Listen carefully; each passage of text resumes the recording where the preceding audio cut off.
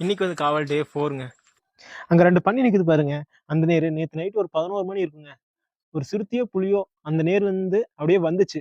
சரி okay video எடுக்கலாம்னு சொல்லிட்டு மொபைல் எடுக்கிறதுக்குள்ள டக்குன்னு அந்த புதைக்குள்ள போயிருச்சுங்க. வெளியே வரவே இல்லை. ஏன்னா பன்னி மண் நிறைய சுத்துதுங்க. ஸோ அதுக்கு வந்திருக்கும் போல. எனக்கே கொஞ்சம் பயமாயிடுச்சு, நம்மகிட்ட வந்துருமோன்னு. வரலங்க. நானும் ½ hour கிட்ட பேட்டரி அடிச்சுட்டே இருந்தேன். அது வெளியே வரவே இல்லை. எங்கே போச்சுன்னே தெரியலங்க. இன்னைக்கு பௌர்ணமிங்க. எல்லாம் நல்லாவே பிரைட்டாகவே இருக்கு. ஸோ நம்ம பெரிய உருவமா நல்லாவே தெரியும். பேட்டரியெல்லாம் பெருசாக அடிக்கணும் அவசியம் இல்லைங்க. பசி எடுத்துச்சுங்க. போய் சாப்பிடலாம்னு சொல்லி உட்காந்தா உப்புமாங்க. எனக்கு பிடிக்காத ஒன்று கொடுத்துட்டு இருக்காங்க எங்கள் அம்மா.